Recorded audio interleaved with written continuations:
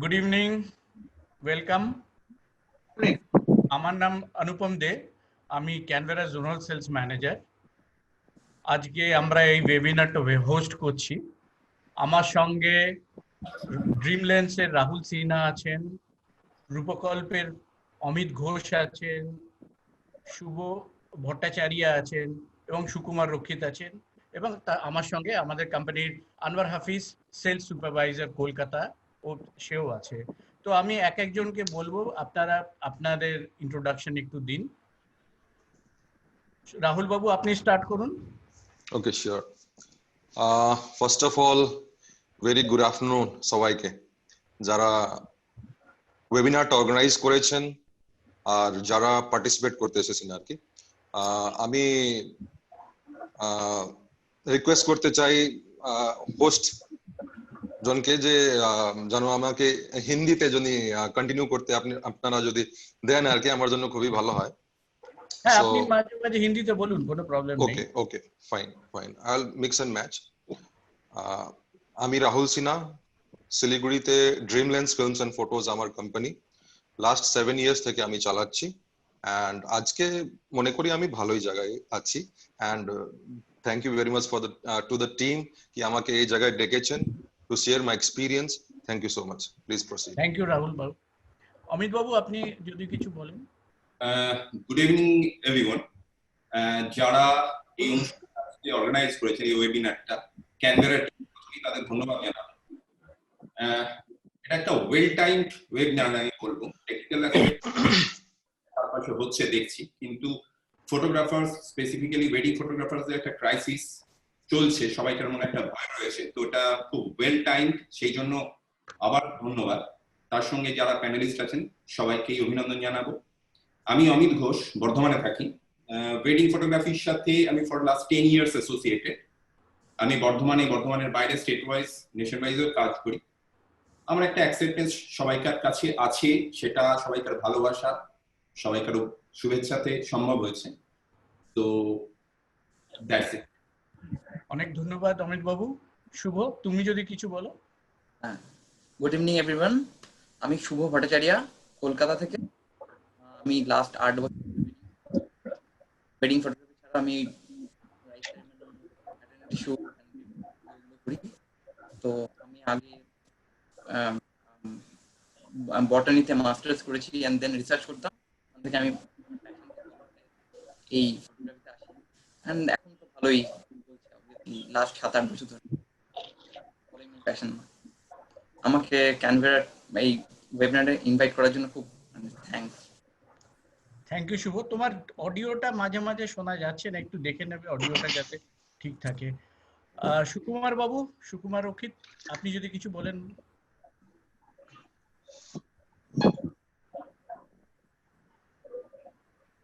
ধন্যবাদ। প্রথমে ধন্যবাদ জানাই ক্যানবেরা টিমকে, অনুপম দা আপনাকে বিশেষ করে। আমার নাম সুকুমার রক্ষিত। আমি ফ্রম 1993 এই ট্রেডে রয়েছি, অনেকদিন হয়ে গেল। ক্যানবেরার সঙ্গে আছি 2009 থেকে, ফ্রম ইনসেপশন। কাজকর্ম করছি, ওয়েডিং ফটোগ্রাফি নিয়ে কাজ করছি, প্লাস আমার অন্যান্য ফটোগ্রাফি বিষয়েও কিছু কাজকর্ম হয়। ভালো আছি, চলছে আর কি, ঠিকঠাক। খুব ভালো লাগলো, থ্যাংক ইউ। তাহলে আমরা এবারে আজকে যে জন্য আমরা সবাই এক জায়গায় এসেছি, সেই নিয়ে কিছু কথা ডিসকাশন করা যাক। আজকের দিনে ফটোগ্রাফি ইন্ডাস্ট্রিতে লোকেরা অনেক কিছু প্রশ্ন নিজেদের মধ্যে রেখেছে, সেগুলো কিছু আমরা এখানে ডিসকাস করব। আশা করি সবাইয়ের যা যা কোয়েশ্চেন আছে মনে, সেগুলো আমরা টাচ করতে পারবো। তো প্রথমেই যেটা আমরা দেখছি যে ধীরে ধীরে লকডাউন শেষ হয়ে যাচ্ছে এবং মানুষ মোটামুটি আবার আগের ছন্দেই ফিরছে। এবারে যেটা ফটোগ্রাফির ইন্ডাস্ট্রি অনেকের মনে কোয়েশ্চেন আছে যে আমাদের যে বুকিং গুলো আসছিল বা আসছে, সেগুলো কি নর্মালি আসছে না কমে গেছে, আর এর আউটলুকটা কি, নেক্সট 3-4 মাস পরে কি হতে যাবে, কি হতে পারে, 1 বছর পরে কি হতে পারে, এইগুলো অনেকের মনে এই কোশ্চেন গুলো আসছে, প্রশ্নগুলো মনে দেখছে, লোকে ভাবছে। তো রাহুল বাবু, আপনি যদি কিছু বলেন এই নিয়ে, আপনার কি চিন্তা ভাবনা এই দিক দিয়ে, কি ভাবছেন কি হতে পারে? Right, thank you very much for passing over. দেখুন, অবশ্যই বুকিং তো কমেই গেছে এখন, সবাই সেটা আমরা মানে স্বীকার করতে হবে আর কি। Let me continue in Hindi. जब बुकिंग अगर कम हो गया है, उसका कारण हम लोग सभी जानते हैं कि अभी लोगों की वेडिंग ही बंद हो गई। जनरली देखा जाए तो जितने भी बुकिंग्स थे लोगों के पास में मार्च और अप्रैल में, ज्यादातर पोस्टपोन्ड हुए हैं, क्योंकि लोगों का जो वेडिंग है वो लाइफ का बहुत ही बहुत मूल्य चीज होता है। उसको लोग नहीं करना चाहते हैं, शॉर्टकट में नहीं करना चाहते हैं। जिन लोगों की मजबूरी है, जो लोग आउट स्टेशन हैं, बहुत दूर में रहते हैं, जिनके ब्राइड्स बहुत दूर से आते हैं, फॉरेन से बिलोंग करते हैं, वो लोग ही, मैं समझता हूं कि वो लोग ही इस समय में अपना वेडिंग को कर रहे हैं, राइट। अब देखना ये है कि वो सिर्फ कहने से तो हमारा बिजनेस जिसको हमको चलाना पड़ता है वो तो नहीं चल रहा है, या फिर उसको कैसे बेटर किया जा सकता है। देखिए, नवंबर दिसंबर से थोड़ा सा मार्केट ओपन हो सकता है, लेकिन मेरा ये मानना है कि हम एक्सपेक्ट ज्यादा ना करें। अभी जितना हो सके हमें नेगेटिव्स को लेकर के ही ज्यादा चलना हमारे लिए अच्छा रहेगा। वो इसलिए नेगेटिव्स को लेके अगर हम चलेंगे तो हम रेडी रहेंगे, अपना जो नेगेटिव्स जो आने वाला है उसको सामना करने के लिए हम रेडी रहेंगे। जब हम रेडी रहेंगे सामना करने के लिए, तो हम क्या कर सकते हैं कि उसे अच्छी तरीके से निपटा भी सकते हैं। तो दिसंबर, मैं नहीं समझता हूं कि नवंबर दिसंबर को भी अच्छे से मार्केट खुलने वाली है। जनवरी के बाद से नेक्स्ट सीजन जो है, मार्च अप्रैल के बाद से थोड़ा ओपन हो सकता है। वो भी डिपेंड करेगा कि कोविड का सिचुएशन क्या है, हम तो अभी नहीं कह पा रहे हैं, क्योंकि ना ही अभी तक मेडिसिन सही से आई है, ना ही अभी तक वैक्सीनेशन सही से आई है। तो मार्केट में अभी हैम्पर रहने ही वाला है, मतलब स्लो डाउन ही चलेगा अभी। आगे प्रोसीड करें। থ্যাংক ইউ রাহুল ভাই। যেটা আমি যেটা বুঝলাম যে উনি বলছেন যে আরো হয়তো 6-7 মাস লাগবে জিনিসটা কিছুটা নর্মালাইজ হতে। হ্যাঁ, আমরা অনেকেই এটা ভাবছি। আবার কোভিড এর সিচুয়েশনটা এরকম যে খুব ডাইনামিক, আজকে বেশি হচ্ছে, কালকে কম হয়ে যেতে পারে, টোটালি ওয়ার্ল্ড চেঞ্জ হয়ে যেতে পারে।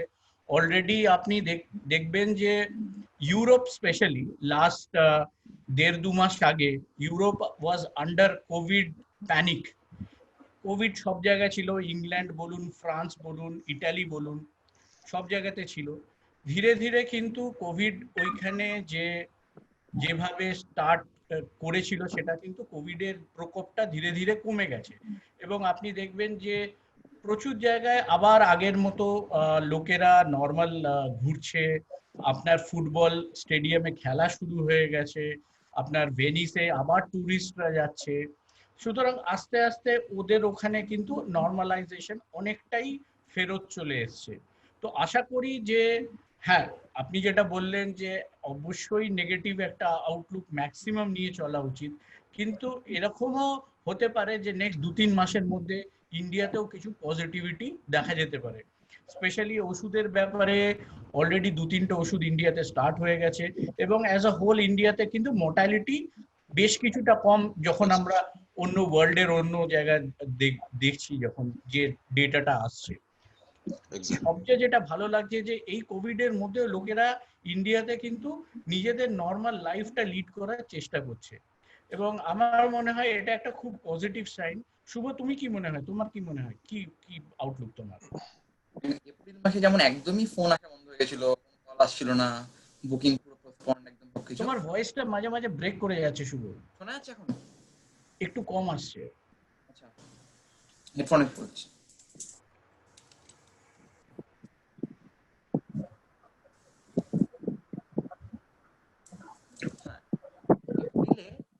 শোনা যাচ্ছে এবার? হ্যাঁ, একদম ক্লিয়ার শোনা যাচ্ছে। হ্যাঁ, এপ্রিলে যেমন একদমই কমে গেছিল কল আসা, মানে জাস্ট 2-3টে কল আসছিল। তো জুন থেকে মানে ফোন আসা স্টার্ট হয়েছে, লোকে ওয়েডিং নিয়ে ভাবছে, যেহেতু বাইরে নর্মাল হচ্ছে। তো আমার যা মনে হয় যে নভেম্বর ডিসেম্বর নাগাদ হয়তো নর্মাল হয়ে যেতে পারে, কেন 3 মাস আগে ছিল মাঝখানে একদম বন্ধ হয়ে গেল। এখন আস্তে আস্তে সব ওপেন হচ্ছে। নেক্সট 4-5 মাস পর নভেম্বর ডিসেম্বর আমার তো মনে হয় নভেম্বর ডিসেম্বরে বিয়ে Correct. হবে, হয়তো 5-6 হাজার লোক হবে না, বাট ওই 300-400 লোক তো হবে। নিশ্চয়ই। অমিত বাবু, আপনার কি মনে হয়, আপনার কি আউটলুক লাগছে? লকডাউন চলাকালীন যে সময়টা, সেই সময়টা তো অ্যাবসলিউটলি কাজ বন্ধ ছিল, অ্যাডমিনিস্ট্রেশনই কাজ বন্ধ করে দিয়েছিল, কোনো ধরনের বিয়ে বা এই ধরনের অনুষ্ঠান, একদম সামাজিক অনুষ্ঠান বন্ধ ছিল। কিন্তু আমি একদিক দিয়ে ফটোগ্রাফার্স যে ফ্রেটার্নিটিকে লাকি বলবো, কারণ আমাদের যে মেইন সিজনটা, সেই সিজনটাকে শেষ করে আমাদের এখানে কোভিড এর যে এক্স্যাক্টলি বা লকডাউন শুরু হয়েছে, অ্যাবসলিউটলি কাজ শেষ হয়েছে, সিজন শেষ হয়েছে, তারপরে কিন্তু এটা হয়েছে। সেই দিক দিয়ে আমি বলবো ফটোগ্রাফি, বিভিন্ন ইন্ডাস্ট্রির মধ্যে ফটোগ্রাফার ফ্রেটার্নিটি, বিশেষত যারা ওয়েডিং ফটোগ্রাফি করে, তারা অনেক লাকি। সেকেন্ডলি হচ্ছে যখন লকডাউন শুরু হয় সেই সময়টা, যেটা মানে এপ্রিল মাস, মে মাস, নর্মালি সারা বছরই কিন্তু এই সময় আমাদের কাজের সংখ্যা তার আগের সিজনের তুলনায় অনেক কম থাকে। এটাও আমি বলবো যে সময়টা লকডাউন হয়েছে তাতে আমাদের যা ক্ষতি হয়েছে সেটা কম্পারেটিভলি অন্যান্য সিজনে হলে যে সময়টা ক্ষতি হতো তার থেকে অনেক কম। আগেই আমি বলবো সেটাতেও আমরা ফটোগ্রাফার ফ্রেটার্নিটি, ওয়েডিং ফটোগ্রাফাররা অনেক লাকি। কিন্তু একটা ক্ষতি তো হয়েছে, একটা সিজনের loss is loss, sales once lost, always lost. কিন্তু একটা ভালো ব্যাপার যেটা যেটা আমাদের ক্ষেত্রে হয়েছে, যে মোস্টলি যে কাজগুলো আমাদের এপ্রিল বা মে মাসে ছিল, সেই কাজগুলো কিন্তু পোস্টপোন হয়েছে, ক্যান্সেল হয়নি। অন্তত আমার ক্ষেত্রে কোনো কাজ ক্যান্সেল হয়নি, কেউ বলেনি যে আমাদের এই অনুষ্ঠানটা আর হবে না। এবং যারা ফটোগ্রাফার হিসেবে আমাকে হায়ার করেছে বা অ্যাসাইনমেন্ট আমাকে দিয়েছে, তারা কেউ আমাকে বলেনি যে আমাদের আর কোনো ইভেন্টের ছবি আপনাকে আর তুলতে হবে না। তারা সবাই বলছে, কেউ অলরেডি হ্যাজ বিন ডিসাইডেড যে আমরা অমুক দিন অমুক সময় এই অনুষ্ঠানটা করব, কিছু আর ইয়েট টু বি ডিসাইড। তো এটাও একটা ভালো দিক বলবো। তো ফাইনালি কোভিড এর যে এফেক্ট, আমাদের যা ইন্ডাস্ট্রিতে যে ক্ষতি হয়েছে, সেটা শুধু ফটোগ্রাফার নয়, ওয়েডিং এর সঙ্গে অ্যাসোসিয়েটেড যে কোনো বিজনেসে সমানভাবে ক্ষতি হয়েছে, প্রত্যেকে এফেক্টেড হয়েছে। কিন্তু কোনো মানে সত্যি উপায়ও নেই, এটা ন্যাচারাল ক্যালামিটি বলা যেতে পারে। তো আমরা সবাই দুঃখ পেয়েছি, সবাই হতাশ হয়েছি। কিন্তু আগেন আমি সবাইকার জন্য একটা জিনিস বলবো, বিশেষত ওয়েডিং ফটোগ্রাফারদের জন্য, যে আমাদের যতটুকু ক্ষতি হয়েছে সেটা যত হতে পারতো তার থেকে অনেক কম, অতএব ভেঙে পড়ার কিছু নেই। সিজন, নেক্সট সিজনে যে চেঞ্জ আসছে সেটা আমরা সবাই দেখতে পাচ্ছি। আনলক 1 শুরু হওয়ার পরে লোকের উৎসাহ, লোকে যেভাবে মার্কেটে বেরোচ্ছে, রাস্তায় যে ধরনের লোক আমরা দেখতে পাচ্ছি, বিভিন্ন দোকানে, অন্যান্য ব্যবসার যে জায়গা আছে সেখানে যে ধরনের লোক দেখতে পাচ্ছি, সেটা আগের থেকে অনেক বেশি। লোকের ভয় কমছে, এট দ্য সেম টাইম লোকে মাস্ক পরছে, অতএব অ্যাওয়ারনেসটা মোটামুটি একটা বেটার জায়গায় আছে। তো আমরা এক্সপেক্ট করতেই পারি যে next season, that is November December onward, অনেকটা নর্মালসি ফিরে আসবে। আমি বলছি না যে একদম নর্মাল হয়ে যাবে, বাট নর্মালসি খানিকটা ফিরে আসবে, আশা করাই যায়। Thank you Amit da. সুকুমার দা, আপনাকে একটা আমি যদি কোয়েশ্চেন করতে পারি এই প্রেক্ষিতে, সেটা হচ্ছে যে এই ফিউচারে যে ধরুন নভেম্বর ডিসেম্বর কি অক্টোবর, এই সময় যে বুকিং গুলো নর্মাল অন্য বছরে পান, সেইটা কি এই বছরও পাচ্ছেন সেই রেটে, না কম আছে, না একদম কম আছে? যদি কিছু বলেন এই ব্যাপারে। প্রথম কথা হচ্ছে, লকডাউনে ফটোগ্রাফারদের একটা ক্ষতি হয়েছে এবং সেটা মারাত্মক। এবং সেটা থেকে এখন আর ক্ষতিটা কি হয়েছে ভেবে লাভ নেই, আমাদের এখন বেরিয়ে আসতে হবে, কারণ তার রাস্তা বার করতে হবে। তাতে আমার যা মনে হয়েছে, আমি যেমন আপনি যে প্রশ্নটা করলেন এবার তার উত্তরটা দিই। নভেম্বর ডিসেম্বর আগস্ট এবং জানুয়ারি কিছু কোয়ারিজ আমার কাছে আসছে, যেটা আগের যেমন একটু বেশি আসতো, এখন সেটা আসছে না, এখন একটু কমই আসছে। কিন্তু তারা সেটাকে না কনফার্ম করছে না, তাদেরও একটা দোলাচলের মধ্যে রয়ে যাচ্ছে। তারা যে প্রোগ্রামটা আমরা কিভাবে করব তারা নিজেরাই ঠিক না, যে আমি 300 লোক নিয়ে করবো না 100 লোক নিয়ে করবো না 50টা লোক নিয়ে করবো। সেই অনুযায়ী এবারে আমাদের ফটোগ্রাফি, আমরা চাই একটা বড় গ্যাঞ্জার হবে, তবে না ফটোগ্রাফি করে একটা মজা বা ফটোগ্রাফি অন্যান্য আসপেক্ট গুলোকে আরো ভালোভাবে কাজ করা যায়। তো আমার একটা বিয়ে বাড়িতে আমি তো সারা শুধু ব্রাইড অ্যান্ড গ্রুমকে নিয়ে ফটোগ্রাফি হয় না, বিয়ে বাড়ির সমস্ত পরিবেশটা নিয়ে ফটোগ্রাফিটা হয়। সেদিক দিয়ে দেখতে গেলে একটু তো এফেক্ট হবে। তবে আমার যেটা ভালো লাগছে তার মধ্যেও আমাদের কাছে, বিশেষ করে আমার কাছে, যেমন আগস্টের কিছু এনকোয়ারি এসছে, নভেম্বরের কিছু কথাবার্তা বলছে, ডিসেম্বরের কথা, জানুয়ারি এখনো আমার কাছে আসেনি, কিন্তু ডিসেম্বরের তো ডেট নেই খুব একটা, একটাই ডেট আছে সম্ভবত এরকম। আর নভেম্বরে কিছু কথাবার্তা চলছে। তো একদম হতাশ হওয়ারও কিছু নেই, আবার খুব উৎফুল্ল হওয়ার মতো কিছু ঘটনা আমি দেখতে পাচ্ছি না, এটাই আর কি। বুঝলাম। যেরকম আমি বলছিলাম যে এটা খুব ডাইনামিক, মানে হয়তো আশা করা যেতে পারে, যেটা আমরা ইউরোপ বা আমেরিকা কিছুটা জায়গায় দেখতে পাচ্ছি যে কোভিডের প্রকোপটা ধীরে ধীরে কমে গেছে। তো আশা করি ইন্ডিয়াতেও যেভাবে লোকে এখন অ্যাওয়্যার হচ্ছে, যেভাবে নিজেদেরকে সাবধানে রাখতে শিখছে, তাতে কিছুটা হলেও গোয়িং ফরওয়ার্ড নিশ্চয়ই লোকে এর থেকে বাঁচতে শিখবে। আর একটা কোয়েশ্চেন, কিছুটা আশা করা যায়। হ্যাঁ, এক্স্যাক্টলি। একটা কোয়েশ্চেন খুব আমার মনে আসছে, সেটা হচ্ছে যে নর্মালি আমাদের যে লকডাউনটা হলো, যেরকম সবাই বললেন যে জাস্ট আমাদের পুরো যে কটা টেকিং ছিল সব শেষ হওয়ার পরে বেসিক্যালি এখানে লকডাউনটা হয়েছে। এবারে সেটা থেকে আমার একটা কোয়েশ্চেন মনে আসছে, সেটা হচ্ছে ধরুন প্রচুর জায়গায় অনেকে কিছু টাকা বাকি থাকে আপনার, ধরুন কাস্টমারের কাছে, যেগুলো ধরুন ফটো বুক বা পুরো কাজটা শেষ হওয়ার পরে তারা দেয়।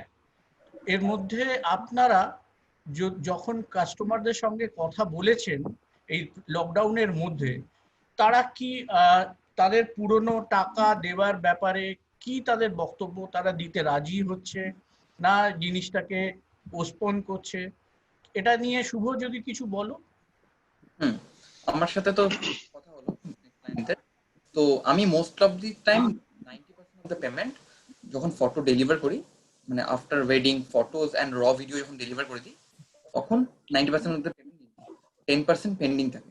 তো এখন ক্লায়েন্টের সাথে কথা চলছে যে সেই ফটোগুলো যদি তারা তাড়াতাড়ি সিলেক্ট করে দেয়, যেহেতু এই টাইমটা একদম গ্যাপ ছিল, মানে লাস্ট 3 মাস গ্যাপ এরকম পাওয়া যায় না, মানে ফটো সিলেক্ট করবে তো অনেকের ফটো সাউন্ডটা তোমার আবার একটু গ্যাপ হয়ে যাচ্ছে, তুমি সাউন্ডটাকে নিয়ে একটু কথা বলো। আমার নেটওয়ার্কে কোনো ইস্যু চলছে মেবি। হতে পারে। হ্যাঁ বলো, সরি বলো। Bride groom with family photo select করা এরকম টাইম পাওয়া যায় না, তো অনেকে এই জন্য ফটো সিলেক্ট করে যেতে তাড়াতাড়ি, তো পেমেন্ট নিয়ে খুব একটা লোকেরা পেমেন্ট করে দেবে, কারণ ফাইনালি অ্যালবাম লাগবে তাদের, অ্যালবাম এন্ড ভিডিওস।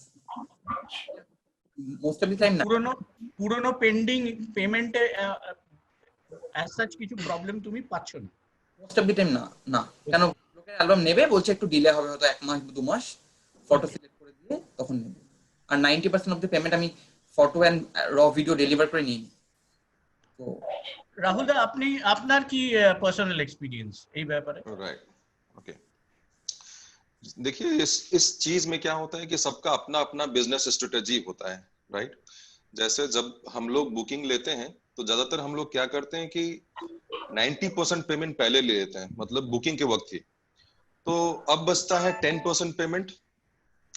अब जिनका डिलीवरी हुआ नहीं है, what we are doing is আমরা বেসিক্যালি চেষ্টা করছি ওনাদের সাথে কন্ট্যাক্ট করার, কন্ট্যাক্ট করে জিজ্ঞেস করছি যে आपको क्या अभी बुक आपका फाइनल डिलीवरी लेना है या नहीं है।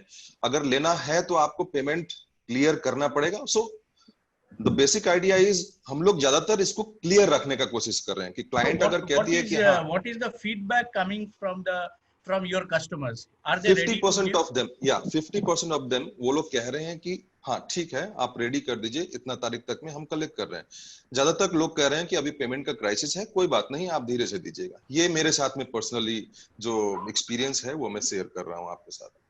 Thank you. অমিত দা? আমার এক্সপিরিয়েন্স এক্ষেত্রে খানিকটা শুভর মতোই। আমার যা ক্লায়েন্টসরা আছে মোস্টলি পেমেন্টের ব্যাপারে আমি ম্যাক্সিমাম পেমেন্টটা ইভেন্টের আগেই নিই, তারপরে যেটা বাকি থাকে সেটা স্টেপ বাই স্টেপ নিই। তাতে আমার পার্টিকুলারলি আমার নিজের যা অভিজ্ঞতা তাতে হয়নি, কিন্তু অ্যাবসলিউটলি 100% সবাই যে একইভাবে ব্যাপারটাতে রেসপন্স করছে তাও নয়। বিশেষত আমার আরো যে বন্ধুরা আছে যারা ফটোগ্রাফি করেন, তাদের সাথে যাদের যোগাযোগ হয়েছে, কিছু কাজ যারা করেন তাদের অনেকের ক্ষেত্রে কিন্তু ক্যাশ ফ্লোতে খানিকটা সমস্যা হয়েছে, সেটা কাস্টমারের এন্ড থেকে। এমন নয় যে কি কাস্টমারের কাছে টাকার কম আছে বা তারা সবাইকার কাছে যে ইনকাম কোনোভাবে হ্যাম্পার হয়েছে তা নয়, লোকের কাছে একটা ফোবিয়া কাজ করছে, লোকে পয়সা খরচা করতে একটু স্লো ডাউন করছে, কেউ দেবে না বলছে না, সবাই বলছে একটু স্লোলি, হয়তো পার্ট পেমেন্ট করছে, এরকম কিছু ইস্যুস কিন্তু ঘটছে। আর এরকম ক্ষেত্রে যেটা মানে আমার ওপিনিয়নে করা উচিত সেটা হচ্ছে যে এটা ডেফিনেটলি সত্যি যে সবাইকার কাছে একটা প্যানিক তৈরি হয়েছে, টাকা পয়সারও কিছু লোকের কাছে হয়তো অভাব তৈরি হয়েছে।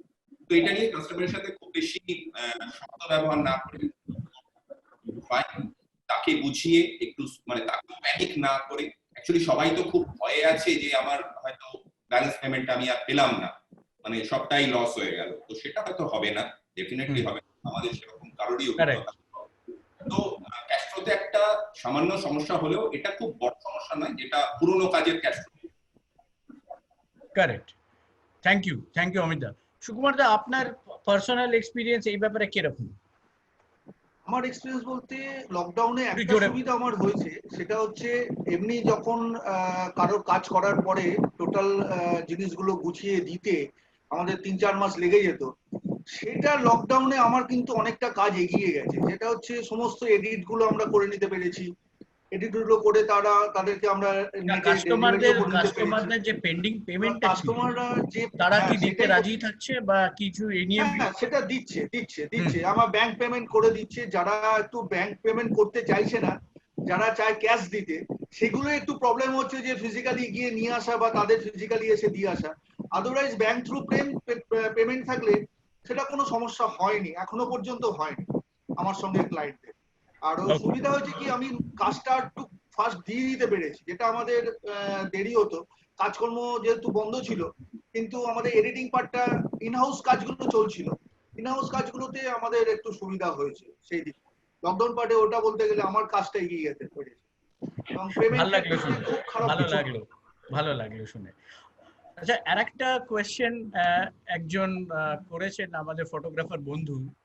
তার কোয়েশ্চেন হচ্ছে যে এই যে আমরা বললাম যে অক্টোবর নভেম্বর কি ধরুন জানুয়ারি ডিসেম্বরেও কিছু কাজের বুকিং এর কল আসছে, তো এই যে বুকিং এর কলগুলো আসছে, এইগুলো রেট সম্বন্ধে তারা কিছু বলছে যে রেট বেশি হওয়া উচিত, কম হওয়া উচিত, কি রকম আসছে? এটা আমি সবাইকে ওপেন করছি, এক একজন যদি ধরে বলেন তাহলে খুব ভালো লাগবে। শুভ, তুমি শুরু করো। নভেম্বর ডিসেম্বরে যে যে বুকিং আসছে, মানে এখন যে ফোনগুলো আসছে জুন অনওয়ার্ড, তো রেট তাদের খুব একটা কিছু বলছে না, যার জেনারেল দিত সেই সেম রেট, সেই রেটটাই বলছে। ওদের একটা মানে কোয়েশ্চেন থাকছে, যদি তখন মানে ধরো 50 বা 60 ইনভাইটিং ওয়েডিংটা হয়, ওয়েডিং 15 রিসেপশন 15 বেড নিয়ে, তাহলে তারা বলছে যে তারা পরে একটা রিসেপশন করবে 3-4, তো তখন সেটা যেন ইনক্লুড করে দেয় এই প্যাকেজের মধ্যে। আরেকবার একটু লাস্ট সেন্টেন্সটা রিপিট করবে, শোনা গেল না। ওরা বলছে যে 50 ইনভাইটিস নিয়ে যদি ওয়েডিং হয় আর রিসেপশন হয়, তো পরে যদি ওরা একটা বড় করে রিসেপশন পার্টি থ্রো করে, সেটা যেন এর মধ্যে ইনক্লুড করে দেয়। আচ্ছা, মানে ভ্যালু এডিশন তোমার থেকে চাইছে, ভ্যালু এডিশন রাদার দেন কি টাকা কমানোর কথা না বলে বলছে যে তুমি যদি কিছু ভ্যালু অ্যাড অন সার্ভিসেস দিয়ে দাও। সেরকম আমি ভেরি গুড। ওয়েডিং অমিত দা, আপনার কাছে কি রকম বুকিং এর রেট নিয়ে কি রকম কাস্টমার বলছে? আমার কাছে এই মধ্যে যা ইনকোয়ারি আছে, আমার কাছে যে এর মধ্যে যা শোনা যাচ্ছে, এর মধ্যে যা ইনকোয়ারি আছে, তাতে আমি যা ইউজুয়াল বাজেটে কাজ করি, আমি সেই ইউজুয়াল বাজেটই কোট করছি। এখন অবধি আমার এখন কোনো এক্সপিরিয়েন্স হয়নি যে আমার কোনো ক্লায়েন্ট রেট নিয়ে মানে এন্ড দ্যাট টু ইস্যু, যে কোভিড ইস্যু নিয়ে রেট নিয়ে কোনো বার্গেনিং করেছে, এরকম কিন্তু ঘটেনি। ফাইনালাইজ হওয়ার আগে অলমোস্ট আমাদের সব কাস্টমাররাই রেট নিয়ে কম বেশি একটু নেগোসিয়েশন করার চেষ্টা করে। বাট আমি বলবো কোভিড কে ইস্যু করে এখনো অবধি আমাকে কিন্তু কোনো ক্লায়েন্ট বলেনি যে কোভিড ইস্যুর জন্য আমার রেটটাকে একটু কমান, এটা কিন্তু আমাকে কেউ বলেনি।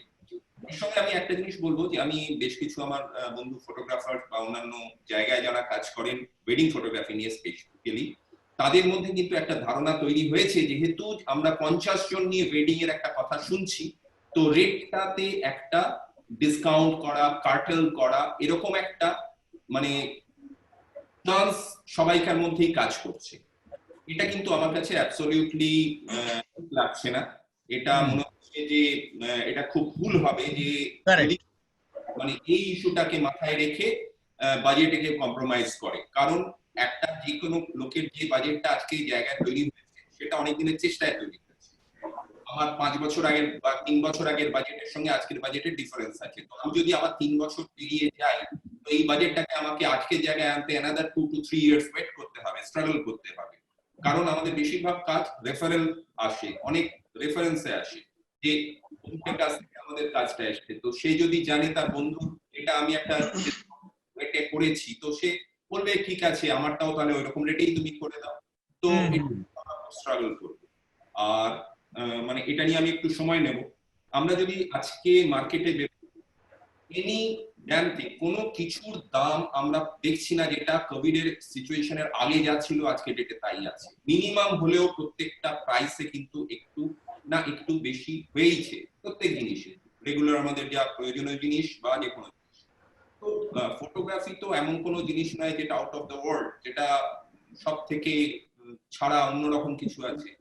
তো আমরা অলরেডি একটা লস করেছি। আগেন যদি আমরা কামিং সিজনে রেট কমিয়ে আরো আমাদের ইনকামটাকে রেস্ট্রিক্ট করি, তো আমার মনে হয় সেটা খুব গুড ডিসিশন হবে। এবং এটা আমরা ছাড়া ওয়েডিং এর সাথে অ্যাসোসিয়েটেড যারা আছেন, যেমন আমার যারা মেকআপ আর্টিস্ট আছেন, কয়েকজন মেকআপ আর্টিস্টের সাথে আমি কথা বলেছি, যারা ক্যাটারার আছে তাদের সাথে আমি কথা বলেছি। ইভেন ক্যাটারারদের তো রেট বাড়ছে, কারণ প্রত্যেকটা জিনিসের দাম বেড়ে গেছে, যার জন্য ক্যাটারারদের কিন্তু rate is going to be higher than previous rates. আর মেকআপ আর্টিস্ট বা অন্যান্য যারা অ্যাসোসিয়েটেড আছে তাদের কাছেও কিন্তু এই একটা ব্যাপার নেই যে তারা রেট কম্প্রোমাইজ করছে বা কেউ তাদের বলছে রেট কমাবে। এটা কিন্তু আমার মনে হচ্ছে ফটোগ্রাফারদের পার্টে একটা ইনসিকিউরিটি থেকে তারা এই ধরনের একটা চিন্তা ভাবনা করছে। সবাইকার এক্সপিরিয়েন্স আলাদা আলাদা হতে পারে, এটা আমি আমার এক্সপিরিয়েন্সের কথা বললাম। खूब भालो लागलो अमित दा। तो राहुल जी आप बोलिए कि आपका पर्सनल एक्सपीरियंस कैसा रहा, what do you think?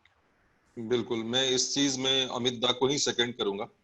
In fact उन्होंने जो बात बोले हैं वो बहुत ही अच्छा है और यही चीज हम भी फॉलो कर रहे हैं। देखिए मतलब कोई भी समस्या आने के बाद लोगों का ये क्लाइंट का टेंडेंसी होता है कि वो उस समस्या को आधार में रखते हुए वो अपना रेट को कमाने का कोशिश करें, लेकिन इस समय हमें मजबूत होने की जरूरत है। अगर टूट गए, अगर हम अपने आप को, अपना कला को नहीं समझ पाए, अपना कला का जो वैल्यू है उसको हम अगर नीचे स्तर में लेकर के आ जाएं एक प्राइसिंग के मामला में, तो ये हमारे लिए ही क्षति होगा और कुछ नहीं होने वाला है। तो जनरली अगर मेरा बात किया जाए तो we have been always strict, हम शुरू से ही स्ट्रिक्ट रहते हैं, हमारे पास में प्राइसिंग भी फिक्स रहती है। तो जो भी नवंबर दिसंबर की बुकिंग आ रहे हैं, हम पुराने जो रेट्स हैं, ऑब्वियसली हर साल इंक्रीज होती थी हमारे यहाँ पे, इस साल हम इंक्रीज नहीं कर रहे हैं, लेकिन हाँ पुराने जो रेट्स हैं, यूजुअल रेट्स हैं, यूजुअल जो प्राइसिंग है, हम वही कोट कर रहे हैं। और अभी तक क्लाइंट्स उस तरह से कुछ उस पर रिएक्ट नहीं कर रहे हैं। एक आध लोग देखिए क्लाइंट हैं, वो चाहेंगे ही कि उनकी कुछ एक्स्ट्रा बेनिफिट हो जाए कोविड के नाम पे ही सही, तो वो अलग चीज है, राइट? लेकिन इसमें करना नहीं चाहिए। मैं जितने भी फोटोग्राफर्स यहाँ पे देख रहे हैं, मैं उनको यही चीज बताऊंगा कि देखिए फोटोग्राफी एक आर्ट है। अगर अपना आर्ट का वैल्यू को आप अगर बचा के रखना नहीं जानेंगे, नहीं सीखेंगे, तो कल को आपको ही धोखा होने वाला है और कल को आपको ही लॉस होने वाला है। ये बहुत बड़ा चीज है जो अभी से सीखना है हमें। मतलब ऐसा नहीं है कि मतलब पीछे में लॉस हुआ है तो मैं पीछे में, अगर समझ लीजिए एक एग्जांपल दे रहा हूँ कि 10,000 में काम करता था, मैं आज 2,000 में काम कर देता हूँ। अल्टीमेटली आपका तो कॉस्टिंग सेम ही है, जो पहले था वो भी सेम था। आप भले ही 50 आदमी का वेडिंग कवर करो या फिर आप 2,000 आदमी का वेडिंग कवर करो, आप देखा जाए तो घुमा फिरा के कॉस्टिंग आपका सेम है। और वेडिंग फोटोग्राफी मैंने पहले भी बताया कि एक आर्ट है, तो आर्ट में कॉस्टिंग से ज्यादा वैल्यू रखता है कि आप अपने आर्ट का कितना वैल्यू देते हैं। उसको अगर स्लैश डाउन नीचे की ओर कर दोगे अभी, तो आप फ्यूचर में आपको लॉस होने वाली है। ऐसा नहीं करना चाहिए। थैंक यू, प्रोसीड करें। वेरी वेल सेड राहुल दा, very well said. Sukumar da আপনার এই ব্যাপারে কি বক্তব্য যদি একটু জানান? অমিত বাবু এবং রাহুল বাবু যা বললেন, এরপরে নতুন করে অ্যাড করার মতো কিছু নেই। অমিত বাবু এবং রাহুল বাবু খুব সুন্দরভাবে ব্যাপারটা বলেছে। তো আমার একটা জায়গায়, আমার বলার জায়গা যেটা আমি ফেস করছি, সেটা হচ্ছে আমরা যখন কোনো কাজ করতে যাই, আমরা একটা টিম তৈরি করি। 5 জন ফটোগ্রাফার, 6 জন ফটোগ্রাফার, 7 জন ফটোগ্রাফার, 8 জন ফটোগ্রাফার টিম তৈরি করি। আমাদের টিমটা একটা ফটোগ্রাফি করতে গেলে আমাদের এই টিম কত বড় টিম করতে হচ্ছে তার উপর বেস করে আমরা বাজেটটা করি। নয় যে কোনো একটা প্রত্যেকটা ওয়েডিং হাউসকেই ওয়েডিং এতেই ভেন্যুতেই আমরা একই রকম রেটে কাজ করছি। এক এক জায়গায় একটা কাস্টমাইজ রেট থাকে। তো এখন একটু সমস্যা যেটা পড়ছি সেটা হচ্ছে আমাকে কেউ ক্লিয়ারলি বলতে পারছে না ওরা কাজটা কত বড় ভাবে করতে চাইছে বা কিভাবে করতে চাইছে। সবাই চাইছে আমার রেট, আর রেটটা বলতে গেলে তো আমাকে সবসময় চিন্তা করতে হবে কি হিসাবে আমি রেটটা করবো। ইয়েস, যেটা রাহুল বাবু বললেন বা অমিত বলছেন যে আর্ট ব্যাপারটাকে, আর্টিস্টিক ব্যাপারটাকে বাদ দিয়ে যদি কমার্শিয়াল জায়গাটাকেও আমরা দেখতে চাই, তাহলেও আমার যে টিমের খরচটা তো আমাকে তুলতে হবে। এবং সেটাতে আমি দুম করে খুব কমই করে দিলাম যে কোভিড বলে আমাকে 50% রেট লস করলাম কি 20% লস করে আমি কাজটা নিলাম, এটা কোনো সমাধান নয়। আমি বলতে চাইছি এই কারণে সমস্ত ফটোগ্রাফারদের কাছে একটাই বলার বক্তব্য যে তুমি তোমার টিমটাকে ভেবে এবং তোমার নিজের প্রাইসটাকে ভাবার চেষ্টা করো, করে তারপরে একটা রেট ফিক্স করো। এবং যেটা রাহুলবাবু বললেন না যে আমরা নিজেদের জায়গায় যদি স্ট্রিক্ট থাকি, পার্টি বুঝতে হবে, পার্টিকেও বুঝতে হবে আমরা তো আমরা কি করছি, ঠিক আছে অমুক মানে যা হয় আর কি প্রাইস কাট করে কাজটা পাওয়ার জন্য ছটপট করি। এই জায়গাটাতে বোঝার ব্যাপার আছে একটুখানি, মানে একবার বাক্যেই যে বলে দেওয়া যেতে পারে তা নয়। তবে এখনই যে রেটটা কমাতেই হবে এরকম কোনো বাধ্যবাধকতা আমি তো অন্তত দেখতে পাচ্ছি, আমি দেখতে পাচ্ছি। তবে হ্যাঁ, চিন্তা করতে হচ্ছে যে সেখানে তাদের ভলিউমটা কি হচ্ছে। কারণ ভলিউমটা তো একটা, কোথাও যদি আমার একটা অ্যালবাম লাগে তার যে বাজেট করবো, যেখানে 3টে অ্যালবাম লাগবে তার বাজেট বেশি লাগবে। তো এই ব্যাপারগুলোকে একটুখানি ক্লিয়ার না হওয়া পর্যন্ত আমি অন্তত এই ব্যাপারে এখন ডিরেক্ট বা খুব স্পষ্টভাবে কিছু বলতে পারছি। Thank you. আমি একটা কথা হ্যালো হ্যাঁ অমিত বলুন। বলুন। হ্যাঁ, আমি একটা কথা একটু অ্যাড করতে চাইছি যে এখানে একটা কনফিউশনের জায়গা আসছে সব ফটোগ্রাফারদের মনে, যে সেটা হচ্ছে যে এখন আমাদের যে কোনো wedding A 50 numbers of guest বেঁধে দেওয়া হয়েছে।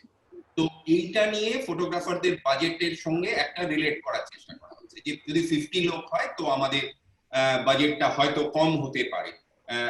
সুকুমার দা খানিকটা সেরকমই একটা বললেন যে বেশি লোক হলে গ্র্যান্ডার বেশি হয়, তো ডেফিনেটলি তো স্বাভাবিকভাবেই আমাদের যদি একটা 2000-1500 লোকের একটা গ্যাদারিং হয়, তার যা গ্র্যান্ডার হয় তাতে আমরা যা যা জিনিস অ্যারেঞ্জ করি তো ডেফিনেটলি সেটা অনেক বেশি ভালোও লাগে। কিন্তু এট দ্য সেম টাইম আমি একটা জিনিস বলবো, সেটা আমি সব যারা ফটোগ্রাফি সঙ্গে অ্যাসোসিয়েটেড আছেন এবং যারা আজকে এই ওয়েবিনার দেখছেন, অ্যাকচুয়ালি আমরা কোনো বিয়েতে কজন গেস্টের ছবি তুলি, যদি 1000 গেস্ট হয়, যদি 700 গেস্ট হয়, যদি 500 গেস্ট হয়, আমরা কজন গেস্টের ছবি তুলি, অ্যাকচুয়ালি আমাদের ফাইনালি কজন গেস্টের ছবি আমার যে ফাইনাল অ্যালবাম বা তাদের যে ফাইনাল সিলেকশন দিই তার মধ্যে গ্রুপ ফটো থাকে অবভিয়াসলি, কিন্তু সেটাও কিন্তু একটা মানে একটা পার্সেন্টেজ। এমন নয় যে 500 লোক যদি ইনভাইটেড হয় তো আমরা 500 লোকের ছবি তুলি, আমরা হার্ডলি দেখা যাবে খুব বেশি হলে 70টা লোকের ছবি তুলি। তো ভবিষ্যতে যদি 50 নাম্বারটা থাকেও, প্রথম কথা বলা যাচ্ছে না যে এই 50 নাম্বারটাও নভেম্বর ডিসেম্বরে এক্সটেন্ড করবে না, কারণ যেভাবে সবকিছু রিল্যাক্সেশন আসছে তো আজকের ডেটে 50 নাম্বার আছে, তো নভেম্বর ডিসেম্বর এটা ইনক্রিজও করতে পারে। যদি নাও করে 50 নাম্বারসই থাকে, তো আমাদের এমন কোনো ভাবার কারণ নেই যে 50 নাম্বারস অফ রয়েছে বলে আমরা বাজেটটা কম বাজেট করব, কারণ আমাদের কাজটা একই থাকছে। ইভেন আমরা লোক যদি ভিড় কম হয় তো আমরা আরো বেশি ক্রিয়েটিভলি কাজটা করতে পারবো, আমরা যারা নিয়ার এন্ড ডিয়ার আছে তাদের বেশি ছবি তুলতে পারবো, বেশি ক্যান্ডিড ফটোস তুলতে পারবো, সবাইকে ইম্পর্টেন্স দিতে পারবো, লোকের সাথে আমাদের পিআরওটা বেটার হবে। তো একদিক দিয়ে সব মানে সুবিধাটা আমাদের দিকেই হয়তো আসবে। একদম সঠিক কথা বলেছেন অমিত দা। এবং 50 জন যে একদম 50 জন একটা বিয়েতে হবে সেটাও আশা করা যায় না। লোকে বলছে 50 জন, কিন্তু আমি দু এক জায়গায় বাংলার বাইরে কয়েকজনের থেকে শুনছিলাম কি কেউ গোনার লোক নেই। মানে আপনি একটা হোটেলে অনুষ্ঠান করছেন, সেখানে 50 জন তো বলছে, কিন্তু কে সেটা গুনে তার কে হিসেবটা রাখছে? কেউ না। মোটামুটি মাস্ক পরে ঢুকে যাচ্ছে, সুতরাং তার সে নর্মাল হয়েই যাচ্ছে। আমাদের এখানে এটা হয়তো অত বড় হবে না, কিন্তু 50 জনও হচ্ছে না, এটাই মানে বক্তব্য। আমার একটা প্রশ্ন আসছে মাথায়। ফটোগ্রাফার যেখানে টিমে কাজ হয়। Audible হচ্ছে না আনোয়ার, একটু। তোর কথাটা জন্য শোনা যাচ্ছে না তো- ঠিক। আনোয়ার অডিবল হয়নি? হ্যাঁ হ্যালো, হ্যাঁ শুনতে পাচ্ছেন? হ্যাঁ বলছি, বলো। হ্যাঁ বলছি, আমরা জেনারেলি ওয়েডিং ফটোগ্রাফিতে একটা টিমে কাজ করি। কখনো দুজন বা চারজন বা ছজন ফটোগ্রাফার টিম থাকে। তো কোনো কোনো ফটোগ্রাফার ধরে নিন আপনি, কেউ ফুল টাইম তার ফটোগ্রাফার থাকে, কেউ কেউ ফ্রিল্যান্সিং নিয়ে কাজ করে। তো আমার জানার ইচ্ছা, যারা ধরিন full time as a photographer আপনাদের সঙ্গে অ্যাসোসিয়েটেড ছিল এতদিন, তো তাদেরকে নিয়ে আপনি কি ভাবছেন? মানে তারা কি এখন স্টিল আপনাদের সঙ্গে অ্যাসোসিয়েটেড আছে, না তাদেরকে আপনি চলে যেতে বলেছেন, না তাদের স্যালারি কার্ড যেটা করতেন আপনি সেটা করেছেন? তো এটা নিয়ে একটু জানার ইচ্ছা, যদি মিস্টার রাহুল আপনি কিছু বলেন।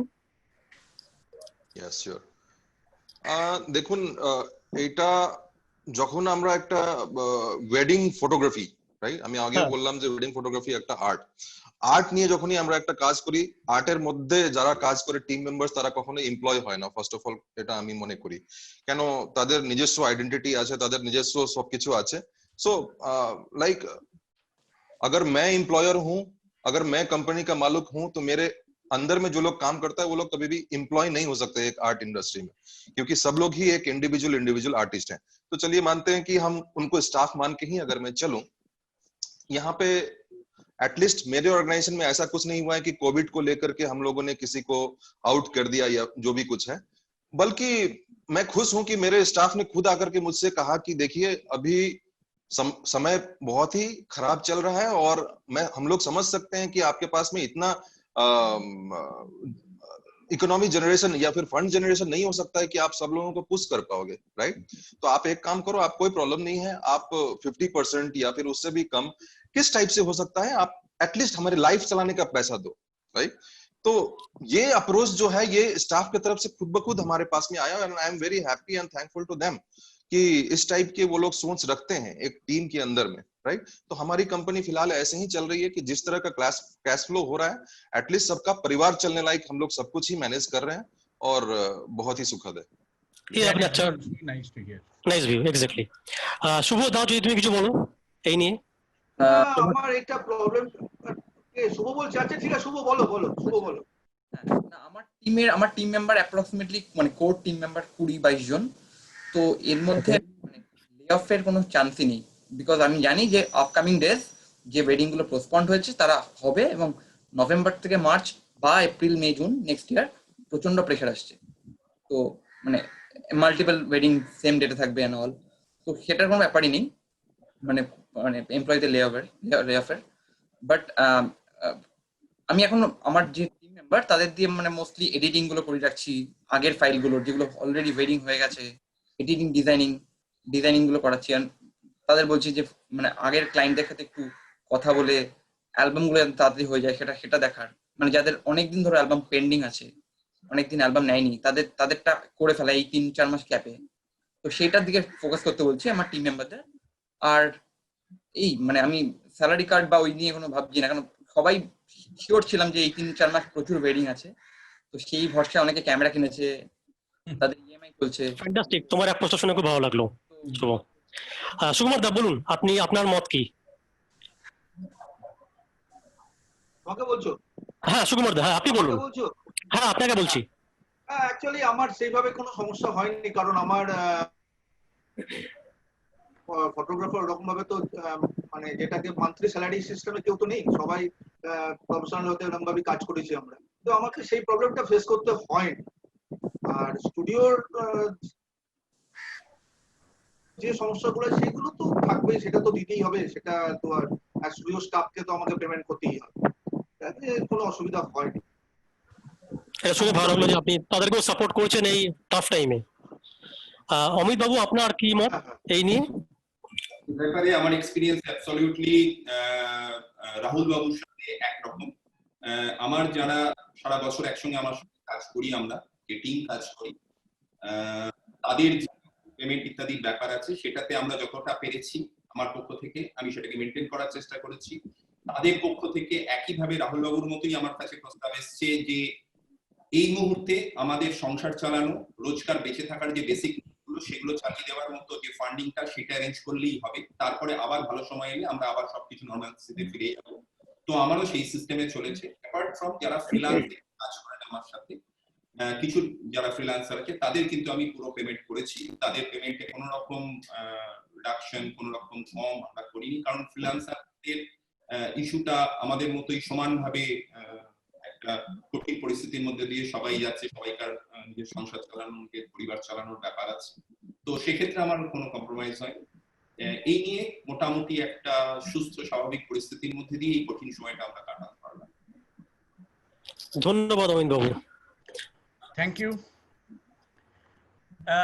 অমিত বাবু একটা পয়েন্ট তুলেছেন, সেটা হচ্ছে যে ফ্রিল্যান্সারদের ব্যাপারে। তো অনেক ফ্রিল্যান্সারদের মধ্যে এই প্রশ্নটা আসছে যে এই কোভিড পরিস্থিতিতে ফ্রিল্যান্সারদের কি ফিউচার?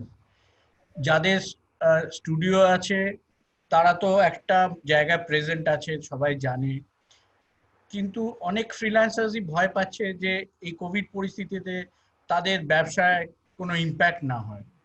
তো শুভ, তুমি যেহেতু ফ্রিল্যান্সিং করো, তোমার কি মনে হয় যে কোভিডের জন্য কিছু ইম্প্যাক্ট হতে পারে for freelancers, maybe not as big as you are, যারা ধরো সবে মাত্র এই বিজনেসে এসছে, সবে মাত্র এটা টেক আপ করেছে, তাদের ক্ষেত্রে কি হতে পারে? এবং তাদের রেট কি, কাস্টমাররা নর্মালি যে রেট দেয় সেই রেটে কি তারা কাজ পাবে কি পাবে না, কি মনে হয়?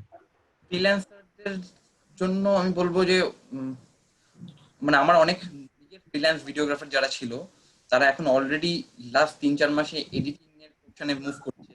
অনেক ফ্রিল্যান্স ফটোগ্রাফারও মানে এডিটিং এন্ড অ্যালবাম ডিজাইনের দিকে মুভ করছে আস্তে আস্তে।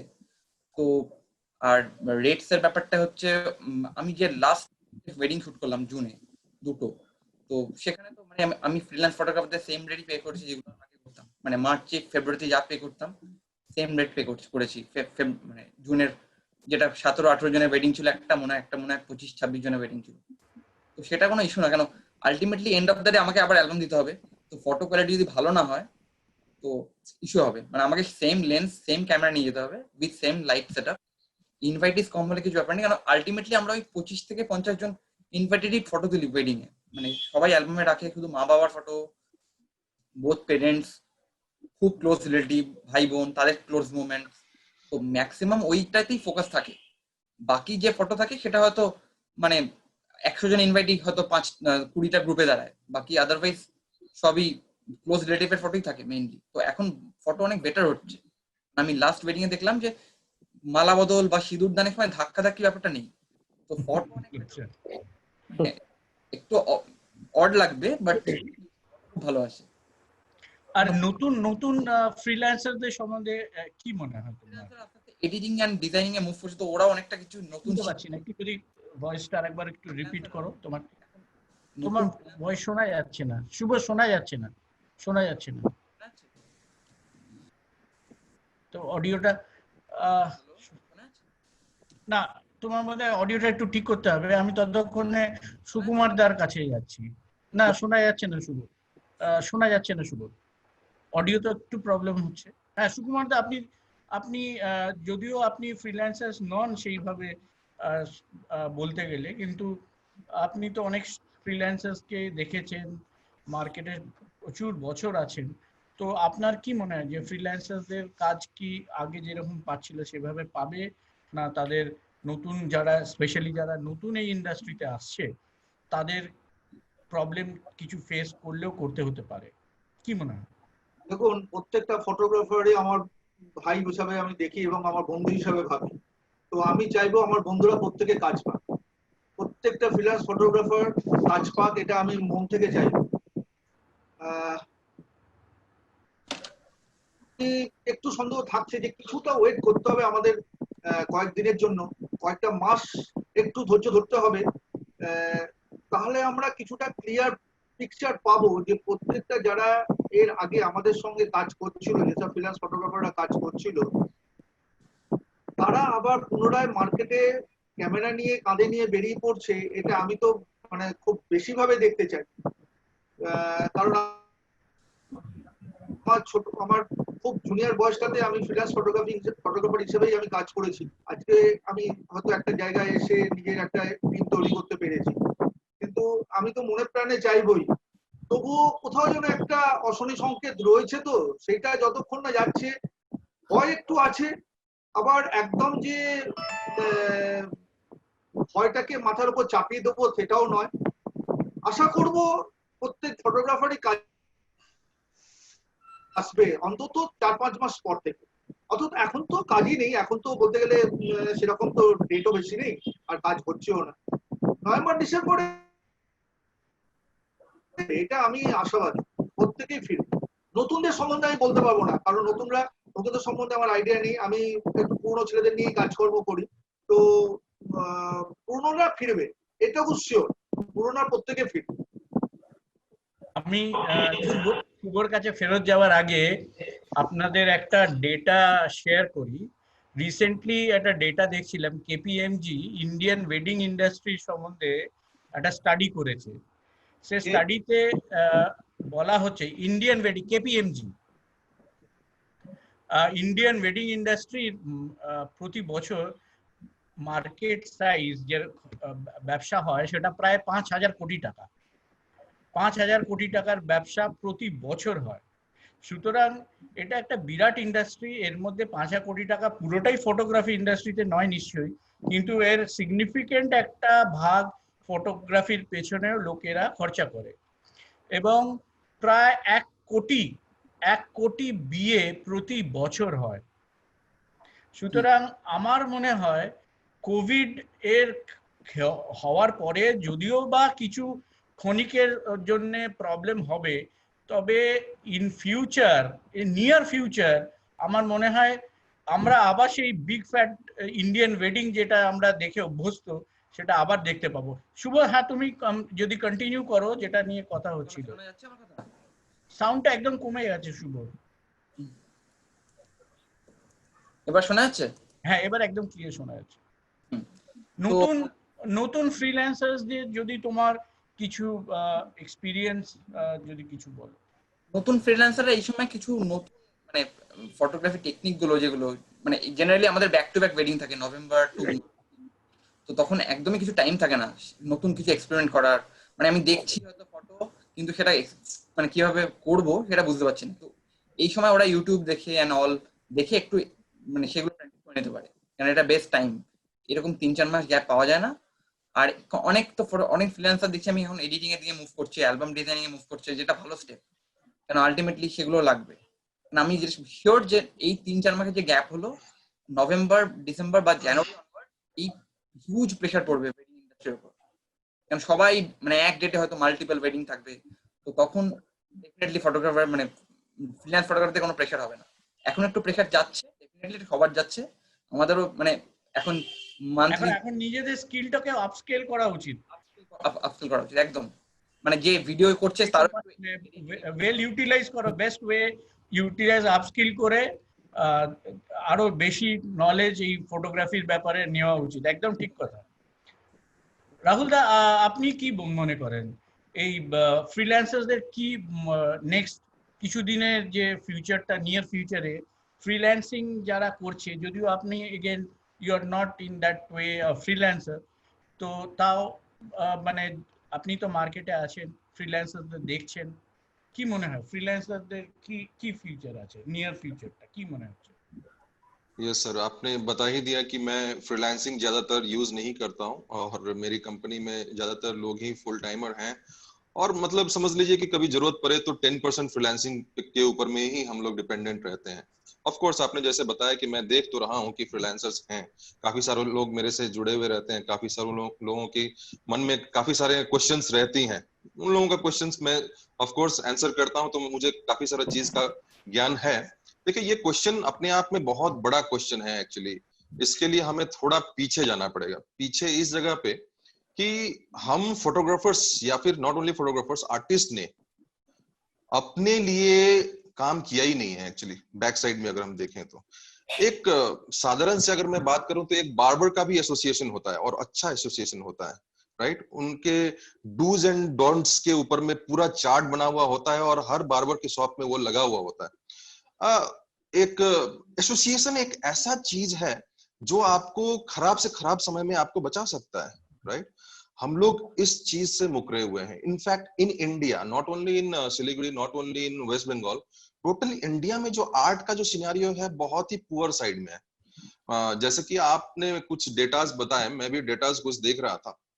सो इंडिया में, बेसिकली इंडिया में आर्ट ही एक ऐसा इंडस्ट्री है जिसका जो कमबैक है वो सबसे लेट होगा actually. I am not talking only about wedding photography. तो मैं असली जगह पे जहां पे था कि आज के दिन में अगर हर जगह पे जो पुराने फोटोग्राफर्स हैं, जो लोग नॉलेजेबल हैं, उन्होंने अगर काम किया हुआ होता, वो अगर एक प्रॉपर एसोसिएशन का गठन किए हुए रहते, जिसके माध्यम से ही फ्रीलांसर्स चलते हैं, जिनके माध्यम से ही बाकी कंपनीज भी चलती है, उनका पूरा मॉड्यूल चलता है, राइट। जैसे मैंने एक बार्बर का एग्जांपल दिया, तो हर बार्बर में क्या होता है, हर बार्बर शॉप में क्या होता है, अपना टाइप का एक प्राइसिंग होता है, उनका अपना नियम होता है कि मैं अंडर आर्म्स की चूल नहीं काटूंगा, राइट। तो ये कुछ क्राइटेरियाज हैं that we have to follow, right. अब फ्रीलांसर्स अगर इस एसोसिएशन से गुजरे हुए रहते तो आज उनका ये बुरा हालत नहीं होता। कहना बहुत आसान है कि फ्रीलांसर्स बचे हुए हैं, मैं जानता हूं कि फ्रीलांसर्स सबसे ज्यादा अभी अगर किसी को कठिनाइयां हो रही हैं तो ये फ्रीलांसर्स हैं, और इनको आने वाले सीजन तक कठिनाइयां होंगी। उनको मन में तसल्ली और ताकत देना मैं चाहता हूं, पर तसल्ली सिर्फ देने से नहीं होती है, राइट। उनको करना ये चाहिए, ऑफ कोर्स, जैसे बाकी हमारे मेंटर्स ने बताए कि उनको अपने स्किल डेवलपमेंट पे अभी ध्यान देना चाहिए, ज्यादा पैसे पे अभी ध्यान ना लगाएं। जीवन चल जाए बहुत काफी है, आने वाली सीजन अच्छी ही रहेगी, ऐसा बात नहीं है। लेकिन हाँ, एक अच्छा एसोसिएशन का हर जगह मैं नीड देखता हूँ, जिसके माध्यम से ही सारा चीज संचालित हो, मतलब कंपनीज भी चलें, एटलीस्ट पॉलिसीज तो हो। देखिए, प्राइसिंग को ये किया नहीं जा सकता है, लेकिन एक एसोसिएशन होने से क्या होता है कि सब कुछ कंट्रोल में रहता है। Please proceed. Thank you. Thank you Rahul দা for your outlook on this. Amrita, আপনি যদি কিছু বলেন। ফ্রিল্যান্সারদের নিয়ে বলতে গেলে একটা জিনিস বলতে হয়, আমি পার্সোনালি ফ্রিল্যান্সারদের নিয়ে কম কাজ করি। আমার যাদের সাথে কাজ করি আমরা তাদের ইন হাউস মেম্বার আমার। তবুও কিছু দরকার হলে অনেক সময় তো ফ্রিল্যান্সারদের আমরা ডাকি, সবাই ডাকি। এবং একটা বড় সংখ্যক ফটোগ্রাফার যারা আছেন, যারা শুধু ফ্রিল্যান্সিংই করেন, এদের কিন্তু ইস্যুটা এই মুহূর্তে সবচেয়ে কঠিন। মানে একটা জিনিস আমার মনে হচ্ছে যে ভবিষ্যতে যদি রেট কম হয়, কাজ কম হয়, তার সবচেয়ে বড় মানে it will the cost of the freelancers, মানে সবচেয়ে প্রথম ঝড়টা ওদের কাছেই আসবে বলে আমার মনে হয়। এবং এটা কিন্তু ফটোগ্রাফার ফ্র্যাটার্নিটিকে যারা ফ্রিল্যান্সারদের নিয়ে কাজ করেন তাদের কাছে আমার রিকোয়েস্ট, যতটা সম্ভব তাদের পাশে দাঁড়ান। একটা সময় তারাই বিভিন্ন সময় আপনার পাশে দাঁড়িয়ে কাজ করে সত্যি কথা বলতে পুরো কাজটাকে সুসম্পন্ন করার ক্ষেত্রে তাদের অবদান সমানভাবে আপনার মতো, তো তাদের পাশে থাকাটা খুব দরকার। তো ডেফিনেটলি সেটা ভায়াবল হলে তবেই। তবে ওই রাহুল বাবু যেটা বললেন যে খুব বেশি টাকা চাই না, কিন্তু তাদের যাতে সবকিছু চলে যায় এরকম ভাবে অন্তত তাদের পাশে, তাদের হাত এখন ছাড়ার কোনো কারণ নেই, এটা কিন্তু খুব প্রয়োজনীয় কথা। আরেকটা জিনিস যেটা শুভ একটু আগে বললো, খুব ভালো জিনিস, সেটা হচ্ছে যারা শুধু ফটোগ্রাফি করতেন, যারা শুধু ভিডিওগ্রাফি করতেন, তারা আস্তে আস্তে নিজের অ্যাকুইপমেন্টটা বাড়াচ্ছেন, তারা অন্যান্য জায়গায় নিজেদের ইনভলভমেন্টটা, যেমন এডিটিং, অ্যালবাম ডিজাইনিং, এসব জায়গা শিখছেন। এটা কিন্তু ফ্রিল্যান্সারদের জন্য খুব জরুরি, যাতে তারা যদি একটু ভার্সেটাইল হয়, তাদের কাজের সংখ্যাটা বাড়বে, ভবিষ্যতে তাদের সার্ভাইভ করা অনেক সুবিধা হবে। Thank you. আমার কাছে একটা কোয়েশ্চেন এসছে, একজন ফটোগ্রাফার বন্ধু করেছেন, তার মনে এই কোয়েশ্চেনটা আসছে যে ইমিডিয়েট ফিউচারে যখন তারা একটা বিয়ে বাড়িতে কাভারেজ করতে যাবেন, তখন কি তারা যে মানে আমরা যেরকম দেখছি হসপিটালে যেরকম পিপি কিট পরে, পুরো গ্লাভস, মাস্ক, তারপরে ফেস শিল্ড এরকম পরে কি যেতে হবে? কারণ যেহেতু অনেক ঘন্টা ধরে ফটো তুলতে হয়, একজনের পক্ষে সেইভাবে ড্রেস পরে কি ফটো তোলার বাধ্যতামূলক হবে? আপনাদের কাছে এটা একটা ওপেন কোয়েশ্চেন, যে কেউ এটা নিয়ে কথা বলতে পারেন। আমি একটা জিনিস বলতে পারি এটা নিয়ে, যে পিপিই পরে ছবি তোলা ব্যাপারটা অ্যাবসার্ড। মানে এটা আমিও তাই মনে করি। Technically exactly not possible at all. Technically কতটা প্রয়োজন সেটা এক্সপার্টরাই বলতে পারবেন, ডক্টরসরা বলতে পারবেন, বায়োলজিস্টরা বলতে পারবে যে রিস্ক কতটুকু, চান্সেস কতটুকু। কিন্তু বিং আ ফটোগ্রাফার আমাকে যদি বলা হয় পিপিই পরে ছবি তুলতে হবে, তো আমার কাছে সেটা খুব কামার্শিয়াল হবে, আমার পক্ষে সেটা আমার খুব অ্যাবসার্ড হবে। এতটাও দরকার নেই। দিন যত যাবে নাম্বার অফ কোভিড পেশেন্টের সংখ্যা কমবে, এর সংখ্যা কমবে। তো মাস্ক, ফেস শিল্ড এইগুলো আমার মনে হয় ঠিক আছে, কিন্তু ফেস শিল্ড পরে তো আর ছবি তোলা যায় না। মাস্কটা ম্যাক্সিমাম আমরা ইউজ করতে পারি, তো একটা রিস্ক জোন থেকেই যাচ্ছে। তো এই পয়েন্টে এসে একটা জিনিস আমার একটু যোগ করতে ইচ্ছে করছে, যে সবাই যখন রেড কাটিং এর কথা বলছে, তো এই জায়গাটা লোকে ভুলে যাচ্ছে যে আমরা কিন্তু একটা রিস্ক জোনের মধ্যে নিজেদের ঠেলে দিচ্ছি। আগে আমাদের যে ভয়টা ছিল না, আমি আজকে একটা 50 জনের গ্যাদারিং এর মধ্যে যাচ্ছি কাজটা করার জন্য, যেটাকে প্রফেশনাল হ্যাজার্ড বলে, যেরকম কারখানায় গেলে হেলমেট পরতে হয়, আজকে আমাকে মাস্ক পরতে হবে, আমরা পিপিই পরার কথা ভাবছি, তার মানে আমরা জানি যে আমাকে একটা রিস্কি জায়গায় যেতে হচ্ছে। তো আমি একটা রিস্কি কাজ করতে যাচ্ছি, জেনেও সেখানে আমি রেড কাটিং কথা কেন বলবো? আমি তো বরং ভাববো যে আমি বেশি রিস্কি কাজ করছি, তো আমার রেট বাড়ুক, যদিও সেটা হয়তো সম্ভব হবে না, কিন্তু অ্যাটলিস্ট আবারও বলছি এটার সাথে অ্যাসোসিয়েট করে যে রেট কাটিং এর কথাটা এখন কেউ ভাববেন না। আমার মনে হয় এটা কোনোভাবে কাউকে হেল্প করবে না। শুভ, তোমার কি মনে হয় যে এগুলো এইরকম ড্রেস পরে যাওয়াটা কি খুব দরকার? কারণ আমি পার্সোনালি মনে করি পিপি কিট বা এই যে ভাবে লোকে ভাবছে, এটা কোনো হসপিটালেই অ্যাকচুয়ালি দরকার যেখানে কনফার্মড কোভিড কেসের পেশেন্টরা আছে, না, এই জন্যই লোকেরা পিপি কিট পরে যাচ্ছে। শুট করা তো পসিবল নয়, মানে আমি একদম পসিবল হবে না। ইন্ডিয়ান ওয়েডিং পিপি পরে করা পসিবল না, যেখানে সবাই নর্মাল ড্রেসে ঘুরে বেড়াচ্ছে, তো পিপি পরে মানে প্রচন্ড পেইনফুল সেটা। তো হ্যাঁ, মিনিমাম মাস্ক বা মিনিমাম ধরুন যা যেটুকু মানে দরকার আছে, একদম স্যানিটাইজ করা, নিজেকে হ্যান্ড স্যানিটাইজার ইউজ করা, মাস্ক পরে থাকা, এইটুকু জিনিস আমার মনে হয় ঠিক আছে, করলে more than enough. I think হ্যাঁ, মোর দ্যান। আপনি কি মনে করেন? Don't you think that this is enough, that we Yes, of course. sanitize and use sanitizer and maybe mask, maybe not नहीं, कि पीपीई किट पहनने का कोई जरूरत नहीं होगा? कोई भी जरूरत नहीं है इनफैक्ट। और देखिए, ये अपना भी दायित्व है कि हम अपने आप को भी बचाएं और लोगों को भी बचाएं, राइट? अपने आप से ज्यादा लोगों को बचाएं। तो जितना हो सके वो अपने सैनिटाइजर, फेस मास्क यूज करने से ही काफी है, मेरे को ऐसा लगता है। और क्योंकि पीपीई किट पहन के आप फोटोग्राफी कर ही नहीं पाओगे, आप तो बन जाओगे। अब जब बन गए हो तो फिर वो कैसे हो सकता है? এক্স্যাক্টলি। और मेरा हिसाब से कि নিজে টেম্পারেচার, যেটা যদি জ্বর থাকে বা আপনার টিমের মধ্যে কারো যদি শরীর খারাপ থাকে, তাকে নিয়ে যাওয়ার কোনো মানে হয় না। অ্যাভয়েড করা উচিত, অ্যাভয়েড করে তাকে ছাড়াই যাওয়া উচিত, এবং সবসময় সতর্ক থাকতে হবে যে নিজে না এটা সংস্পর্শে আসি বা আমি এটা কারোর কাছে এটাকে কোনোভাবে ট্রান্সমিট না করি। এই জিনিসটা দেখলে আমার মনে হয় একটা আন্ডারস্ট্যান্ডিং থাকা ভালো।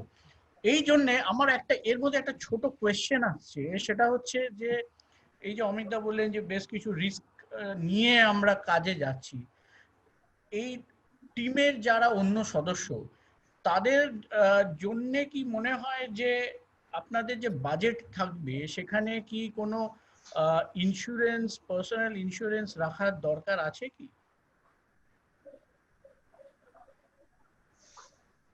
এটা যে কেউ নিতে পারে। पर्सनल इंश्योरेंस इसमें उस तरह से जरूरत नहीं है। देखिए, आज के दिन में सभी को समझ में आ गया है कि कोविड ऐसा भी कोई भयंकर बीमारी भी नहीं है, नो डाउट है, राइट? WHO ने जब डिक्लेयर किया है तो है, पर अब हमें ये मान के चलना पड़ेगा कि ये हमारे साथ में रहेगी और जैसे बाकी फ्लू रहते हैं उस तरह से रहेगी, राइट?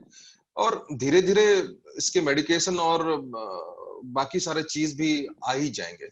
तो अभी उतना भी पैनिक करने का अब जरूरत नहीं है, बस अपना केयर करना और अपने बजट को इसके लिए गिरा करके चलना, ये मैं नहीं समझता हूँ कि ये ज्यादा सही है। बाकी ज्यादा सोचने का भी जरूरत नहीं है अब, राइट? Thank you. আরেকটা জিনিস হচ্ছে যেটা, সেটা হচ্ছে 50 নাম্বারস অফ গেস্ট এই জন্যই বেঁধে দেওয়া হচ্ছে, বা এখনো অবধি সেই সিস্টেমটাই চলছে, যাতে লেস গ্যাদারিং হয়, আমরা লোকের খুব কাছাকাছি কম যাই। রিস্কটাকে কমানোর জন্যই 50টা লোক বেঁধে দেওয়া এখনো অবধি হয়েছে। তো অত প্যানিক করার কারণ নেই, কারণ 50টা গেস্ট অনেক কাছাকাছি যেতে হবে না।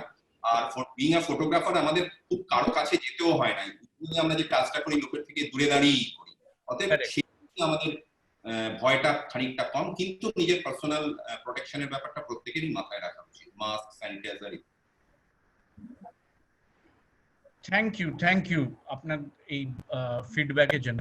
আচ্ছা সুকুমার দা, আমি একটা কোয়েশ্চেন করছি, যেটা আমার মাথায় আসছে যে এখন এই যে ধরুন কিছুটা লকডাউন খোলার পরেও বেশ কিছুটা সময় দোকানে কাটছে বা বাড়িতে কাটাচ্ছেন, এটা সবাইকে জিজ্ঞেস করব আমি। তো আমার যেটা কোয়েশ্চেন হচ্ছে সেটা হচ্ছে যে এই সময় আপনি সবচেয়ে বেশি কিসের সময় দিচ্ছেন?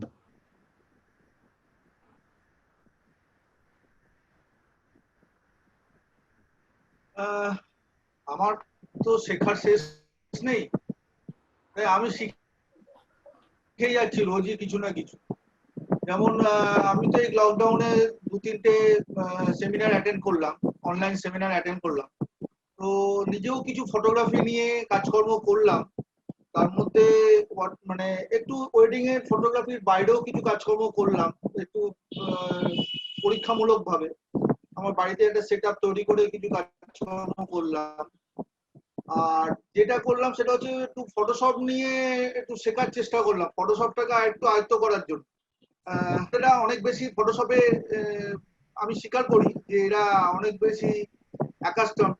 তো আমি লেটে শুরু করেছিলাম তো ফটোশপটা, ওই জন্য এখন ফটোশপটা নিয়ে একটুখানি শিখছি। আর ফটোগ্রাফি বাহ, নিয়ে পড়াশোনা তো করে যেতেই হচ্ছে, নাহলে তো টিকতে পারবো না। ফটোগ্রাফি নিয়ে পড়াশোনা করে যাচ্ছি আর কি। খুব ভালো লাগলো। শুভ, তুমি যদি জিজ্ঞেস করি যে টপ 2 জিনিস কি করেছো এই সময়, যদি বলো। ফার্স্ট তো আমি নভেম্বর থেকে মার্চের পেন্ডিং এডিটিং গুলো করে রেখেছি, যাতে ওরা সিলেক্ট করে দিলেই আমি অ্যালবাম তাড়াতাড়ি দিতে পারি, যেটা ফার্স্ট ক্রাইটেরিয়া, আমাকে অ্যালবাম তাড়াতাড়ি দিতে হবে। আর সেকেন্ড থিং হচ্ছে ফটোশপের জানার কোনো শেষ নেই। আমি যা বুঝলাম, আচ্ছা, এটা 3 মাস টাইম পেলাম, তো আমি ইউটিউব দেখে অনেকটা ফটোশপ নিয়ে অনেকটা এক্সপেরিমেন্ট করার টাইম পাচ্ছিলাম অনেকটা। যেহেতু আমি ভিডিও এডিট করি না, তো ভিডিও এডিটে একটু ট্রাই করছিলাম। আর মোস্টলি ফটোশপ আর ভিডিও এডিট নিয়ে টাইম কেটেছে। আর পেন্ডিং এডিট গুলো করে রেখেছি, মানে আমার মার্চ অব্দি যদি এডিটিং করা থাকে, তো ওরা যা সিলেক্ট করে দিলে আমি অ্যালবাম প্রসেস করতে পারবো। অ্যালবাম ডিজাইনিং না হলে, এখন অ্যালবাম ডিজাইন অনেকটা স্টার্ট হয়ে গেছে, এখন লোক আস্তে আস্তে নর্মাল হয়ে যাচ্ছে। তো হ্যাঁ লোক হ্যাঁ। এবার অ্যালবাম পাবে, ভিডিও পাবে, তো লোক একটু নর্মালের দিকে চলে আসছে আস্তে আস্তে। রাহুলজি, আপনি আপনার সময় কিভাবে দিয়েছেন এই এই লকডাউন আর ওপেনিং এ যে চলছে এখন? টপ 2 যদি বলেন কি সময় দিয়েছেন, কিসের পেছনে দিয়েছেন? টপ টুর মধ্যেই আমার হচ্ছে Dream Awards and Dreamlands TV. এই দুটো আমার सिस्टर कंसर्न है कि not concern but then it Hindi में ही बोलता हूँ। ये हमारा मुहिम है जिसके माध्यम से हम जो हमारे लोकेलिटी में जितने भी आर्टिस्ट हैं, फोटोग्राफी के तो हैं ही, बाकी भी आर्टिस्ट को जोड़ने का काम करते हैं। ड्रीम अवार्ड्स हमने लास्ट ईयर से शुरू किया था, जिसके माध्यम से हमने wedding photographer of the year इस टाइप के सेरेमनीज को यहाँ पे अंजाम दिया। तो उसका जो इस साल होना है, देखिए अब कोविड की वजह से डर के हम जब शुरू कर चुके हैं तो उसे हमको बंद नहीं करना है, ऑफ कोर्स उसे और भी आगे ले जाना है। और भी when you are most probably around mostly around September 3rd week or 4th week I guess। अच्छा, तो उसको किस तरह से करना है, इस बार सब चीज को ध्यान में रखते हुए इसकी प्लानिंग की हमने। और ड्रीमलैंड्स टीवी बोल के हमारी एक यूट्यूब चैनल है जिसपे हम टॉक्स चलाते हैं, काफी सारे talks, interviews, talks and various artist को लेकर के, चाहे वो फोटोग्राफी से हो, चाहे वो पोएट्री से हो, चाहे वो कोई किसी भी फील्ड से हो, वहां पे हम इस टाइप के ये चलाते हैं। तो उसको लेकर के ही मैं ज्यादातर बिजी था बस। Thank you. অমিত দা? আমার লকডাউনটা প্রথমটা মানে অনেক কিছুই তো আমরা করেছি প্রথম থেকে। তো বেসিক্যালি যেটা জেনারেল কাটশট করলে হয়, স্কিল ডেভেলপমেন্টের জায়গাটা আমরা সবাই একটু চেষ্টা করেছি নিজের বেটারমেন্টের জন্য। সেটা ফটোগ্রাফি নিয়ে বেসিক্যালি, এডিটিং নিয়ে কম। তো এটা করতে একটা জিনিস আমার মাথায় এলো যে এই স্কিল তো বাড়াচ্ছি, কিন্তু এই স্কিলটা অ্যাপ্লাই করবো কোথায়, কাজ কবে হবে, কাজ কবে শুরু হবে, এটা নিয়ে তো একটা সবাইকারই চিন্তা। তখন একটা জিনিস মাথায় এলো, তো আমরা এতদিন ধরে কাজ করে যাচ্ছি, একটা বিজি শিডিউলে আমরা কাজ করি, নতুন করে ভাবনা চিন্তা করতে পারি না। তো আমি আমার কাজের প্যাটার্ন, কাজের সিস্টেমটাকে একটু রিঅর্গানাইজ করার প্ল্যানিং করলাম, কিছু নতুন জিনিস ইন্ট্রোডিউস করার কথা ভাবলাম, কিছু জিনিস বাদ দিলাম, একটু নতুন ভাবে কাজ, যাতে ফোর্থ যে সামনের সময়টা আসছে তাতে একটু অন্যভাবে, একটু বেটার ভাবে আমরা কাজটা করতে পারি। স্কিলটাকে অ্যাপ্লাই করে আমরা কাজটাকে একটা বেটার এনভেলপের যদি লোকের সামনে আনতে পারি, একটু বেটার ভাবে কাজটা করতে পারি, তার কিছু প্ল্যানিং করলাম। Thank you. তো আমাদের সময় প্রায় শেষ হয়ে এসেছে। তো আমি সবাইকে মিস্টার সাহেব দাস একটা কোশ্চেন করেছেন। কে? মিস্টার সাহেব দাস বলে একজন কোশ্চেন করেছেন। উনি বলছেন যে এই টাইমে এমনি কাস্টমারও কম, বাজেটও কম, তো কিভাবে ওনারা নিউ কাস্টমারদেরকে অ্যাপ্রোচ করবেন, তো সেটা নিয়ে যদি আমাদের প্যানেলিস্টরা কিছু বলেন। আচ্ছা, তো এটা মনে হয় আগে বলা হয়েছিল, তাও 1 মিনিটের জন্য যদি শুভ শুরু করো, যে নতুন কাস্টমারদের যারা ফোন করছে তারা বলছে যে এই প্যান্ডেমিকের সময় বাজেট কম নিয়ে কাজ করার। তো আমার মনে হয় শুভ এটা নিয়ে আগে বলেছো, আরেকবার যদি বলো। আমার বাজেট নিয়ে খুব একটা ইস্যু হয়নি সোফার, যা ফোন পেয়েছি জুন মাসে। না, এদের বক্তব্য হচ্ছে এনারা কি বলবেন যে ওনারা কি বাজেট কম নিয়ে কাজ করবেন, না বাজেট কম যেরকম কথা হয়েছিল যে ভ্যালু এডিশনটা rather than cutting down on price, value add কিছু করে দিই। তো লোকে যদি 25 জন করে বা 50 জনের ওয়েডিং করে ফেলে, এখন বলছে রিসেপশন পরে করবে, তো সেটা আই থিঙ্ক বেটার অপশন। তো ও রিসেপশন পরে করো, বাজেট সেমই থাকছে, তো সেটা বেটার অপশন। কারণ এখন মানে প্রাইস ড্রপ করার কোনো মানে হয় না, এই প্রাইসটা ইনক্রিজ করতে আমাদের 2-3 বছর লেগে গেছে। তো এখন যদি 3 বছর পুরোনো প্রাইস নিই, কিন্তু আদারওয়াইজ সব প্রাইস সেম থাকছে, এডিটিং কস্ট, অ্যালবাম কস্ট, তো সেটার কোনো মানে থাকে না। তার থেকে যদি সে বলে যে সে একটা এক্সট্রা কিছু শুট নিয়ে নিক, যে মানে আইব্রো ব্যথা হয়তো এক্সট্রা বা রিসেপশন পরে করলো, তো সেটা বেটার। ঠিক কথা। মানে আমি যদি মানে জিনিসটা আগে যেটা ডিসকাশন হয়েছে সেটা এখন আবার যেটা তুই বললে সেটা যদি রিক্যাপ করি, ব্যাপারটা এটাই দাঁড়াচ্ছে যে খরচা তো অন্য কিছুতে কমেনি, তো খালি photography being an art form এটাকে কেন আমরা কমাবো, এবং এটা কমানোর কোনো মানে হয় না। কারণ একবার যদি কেউ কমায়, আবার সেই লেভেলে উঠতে গেলে তাকে অ্যাটলিস্ট 3-4 বছর মিনিমাম তাকে সেই জায়গায় আবার আসতে হবে। কারণ যেটা অমিত দাও বলেছেন, রাহুল দাও বলেছে, সুকুমার দাও বলেছে যে অনেক জায়গায় বন্ধু বান্ধব চেনা স্বজনের মধ্যে এই জিনিসগুলো নেটওয়ার্কিং এর মাধ্যমে কাজ পাওয়া যায়। সেখানে যদি রেট কমে যায়, সেই রেটটা পরে আর বাড়ানো খুব শক্ত হবে। এবং কোনোভাবেই মানে যেহেতু কোনো জায়গাতেই খরচা কমছে না, ক্যাটারিং এ হোক কি অন্য ব্যাপারে হোক, তো এই একটা জায়গায় কেন খরচা আমরা কমাবো, এটা একটা বড় ব্যাপার। এবং আমার মনে হয় যে কোনো ফটোগ্রাফার কাছে যদি কোনো এনকোয়ারি আসে, তাকে সেইভাবে জিনিসটাকে হ্যান্ডেল করতে হবে। এবং যেটা শুভ বললো যে ভ্যালু অ্যাডিশন দিয়ে তাকে বলতে হবে। হ্যাঁ সুকুমার দা, নিশ্চয়ই বলুন।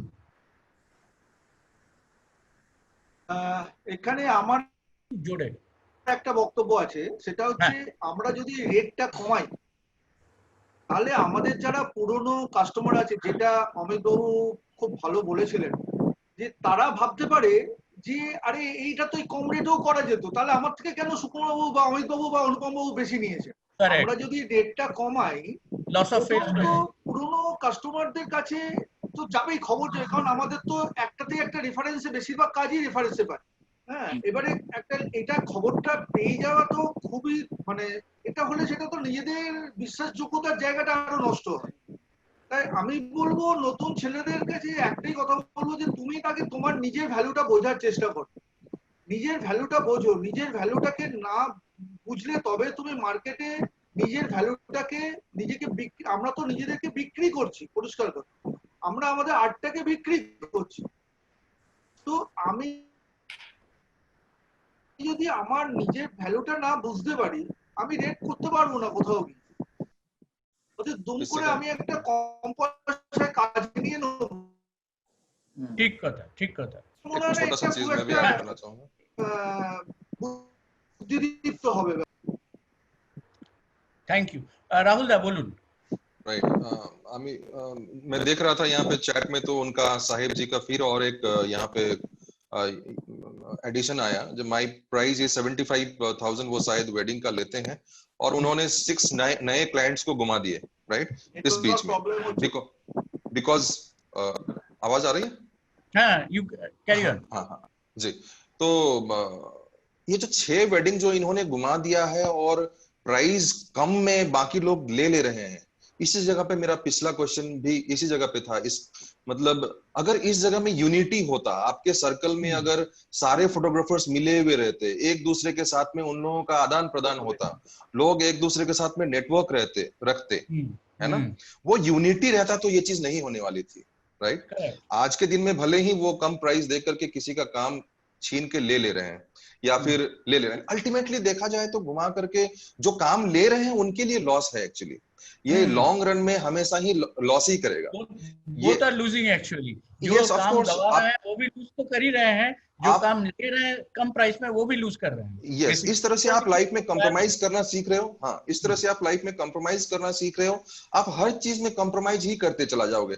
आपका इच्छा था कि मैं 50 इंचेस का घर में टीवी लगाऊंगा, आप क्या करोगे 32 इंच का लगाओगे। फिर आप नेक्स्ट सीजन में और भी आप पैसा कमा दोगे तो 32 इंच का भी पैसा नहीं आएगा, 24 इंच का लगाओगे। तो कंप्रोमाइज जो लोग करते हैं वो हमेशा ही कंप्रोमाइज कंप्रोमाइज और कंप्रोमाइज में ही चला जाता है।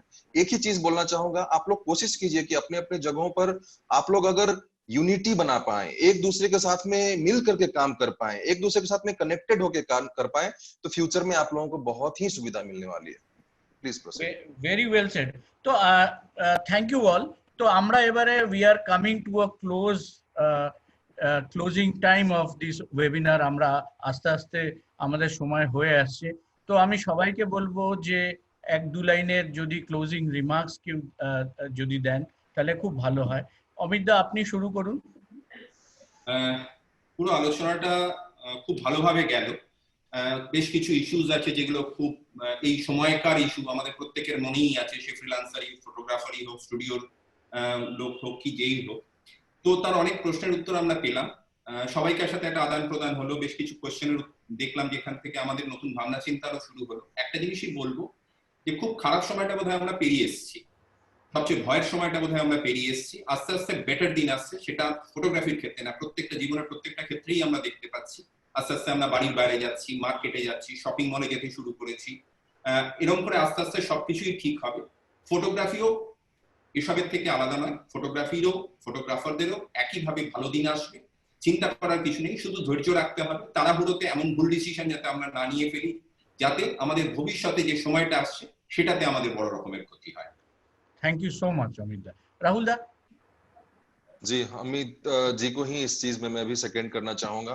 खराब समय आती है तो वो जाती भी है, हमें उस चीज का सामना करना पड़ता है। आप लोगों ने इनफैक्ट सीख लिया है, मुझे इसमें बोलने की जरूरत नहीं है, आप सभी ने सामना किया है और सामना करके इस समय को आपने काट लिया है। मतलब वो चले गया, आप समझ लीजिए कि अब अच्छे दिन आने वाले हैं। पीएम मोदी जी का नहीं, ये हमारे अच्छे दिन आने वाले हैं। तो सबसे इंपॉर्टेंट चीज जो मैं हमेशा ही ऐड करना चाहूंगा, फर्स्ट टू लास्ट में एक ही चीज बोलते आया हूं कि आप लोग यूनिटी पे ज्यादा ध्यान दीजिए, यूनिटी पे, एक दूसरे के साथ यूनाइटेड रहिए।